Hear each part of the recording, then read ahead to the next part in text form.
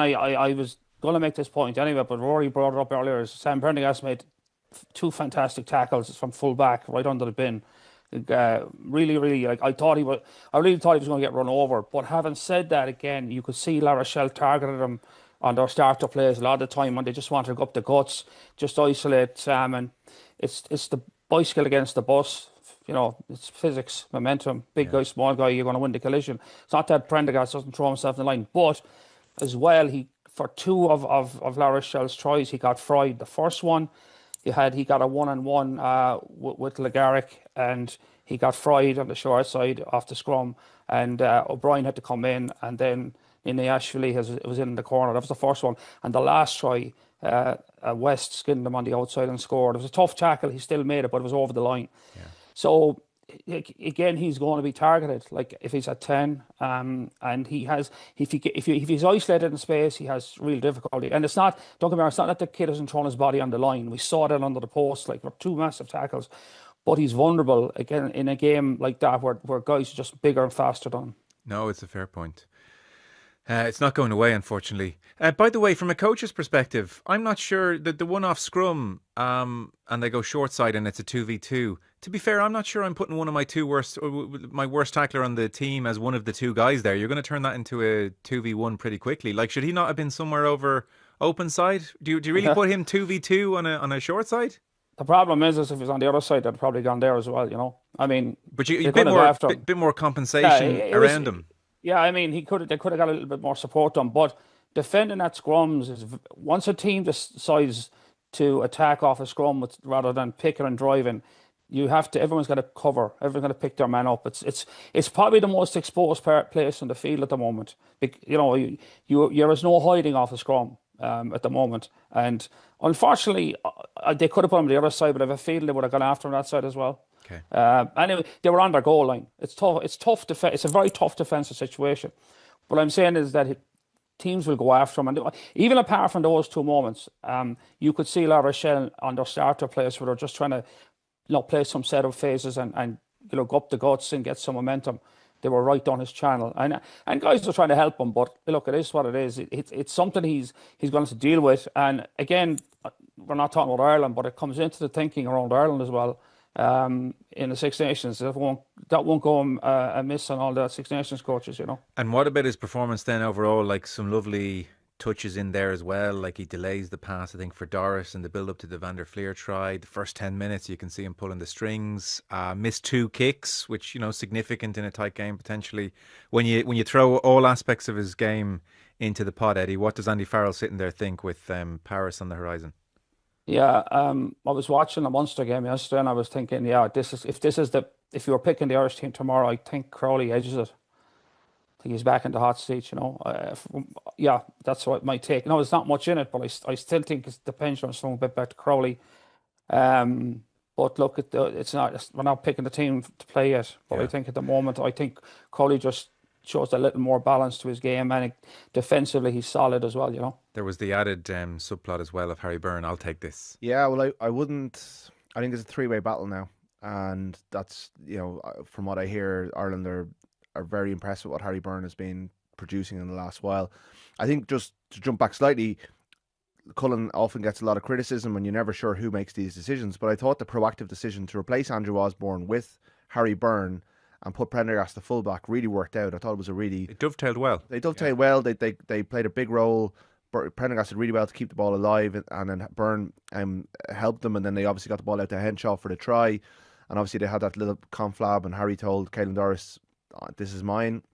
And he came on and he kicked the first restart. At that moment where Leinster were wobbling on the hour mark, he kicked the restart short. He missed his first conversion. He hit the post, but it was significant that he took the kicking duties off Prendergast, who had missed two, but still, he's the starting out half.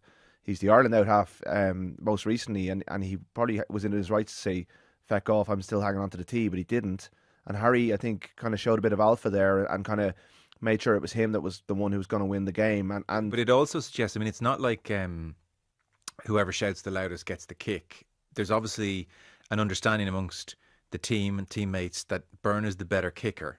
So if Byrne says, I want it, he gets it. It's not like, oh God, Harry, I'm so convinced by the way you've shouted at me, said Caelan Doris. It's not that. It's, we understand Harry's a better kicker. That's what that speaks to. That's at this stage of his career. I think that's correct. I think the stats will back that up. But it's one of the great frustrations. Kicking data is not brilliant out there.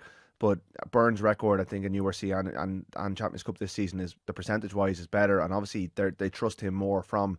It wasn't the most difficult kick of the. In fact, it was the easiest kick of the afternoon because they were all touchline conversions pretty much. But it spoke to a trust in Harry Byrne that the players have, that the Ireland captain has. Because if you said to Doris, what are their two kicking percentages? He doesn't know. No, the team don't know the percentages. They just know who the better. Byrne didn't give Doris Byrne just took the ball and said, I'm kicking this. He took it off Prendergast. Prendergast had the ball first. So it was very interesting dynamic, and I'm not suggesting anything beyond the fact that it was just Byrne felt better in that moment than Prendergast felt compelled to give him the ball. It's more than feeling better in the moment.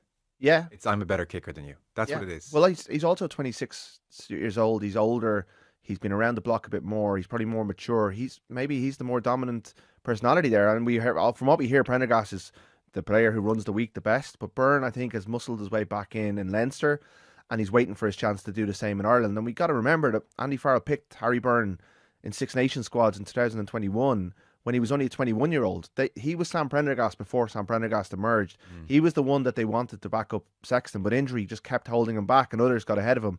It reminded me the kick of Ross Byrne against Australia, a kick that just changed Ross Byrne's. Like, Ross Byrne won a Grand Slam off the bench.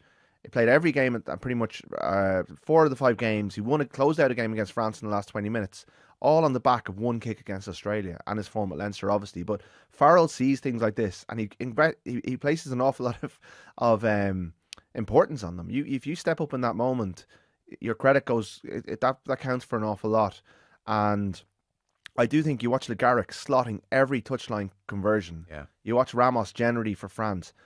The Ireland, both Crowley and Prendergast, don't kick those as regularly as they should, and Byrne isn't at that level either. Ireland, why are we not aspiring to having kickers who are able to guarantee the 5 turns into a 7? And if Byrne can do that more regularly, and he does his defensive work, and he's not as brilliant as an attacker as Prendergast, but he's very good. He puts himself firmly, and if he starts against Bayonne, and I think injury held him back from starting last weekend, but they could switch it up this week. He's right in the mix, as far as I'm aware, to be in that Six Nations squad. And also, if he goes well at next weekend, like, I certainly think the 23 for Paris is right in his radar, if not the starting team. Do you like Byrne, Eddie? Yeah, I give him a lot of credit, because if you go back a few weeks, like a month or 6 or 8 weeks, he wasn't in the discussion. But I think he's played his way. It's interesting as well that Leinster have been pushing him into that position. So whatever he's doing in training, whatever he's doing around the camp, he's making enough noise that Leo's considering where we are now, where we're always talking about that he could overtake Prendergast. We wouldn't have had this conversation 2 months ago. It wouldn't have been on the table. But credit to him. And again, on the weekend, I think he understood as well, for him to step up and take it, that he was making the statement, like, I'm going to do this. I'm going to take it on. Like, it was the easiest kick technically, but it was the toughest kick of the day, because kicking is about what's between your ears a lot of the time. And to step up on that and say, I'm going to kick this is for the whole bag of chips. Like, again, he's pushing himself right into the mix there. And I said credit to him for doing that. As he wasn't in the conversation 2 months ago, he's right in the middle of it now. And I think Leinster are recognising, maybe he is the guy to go to in the crunch situation. I don't know, I'm just reading the tea leaves a bit here, but I think, he's right in there. It'll be interesting. He'll definitely be in the Six Nations squad. But that first selection, like, if things stay on track, that first selection for the French game is going to be very intriguing as to who gets that 10 shirt. But he's right back in the mix there. Yeah,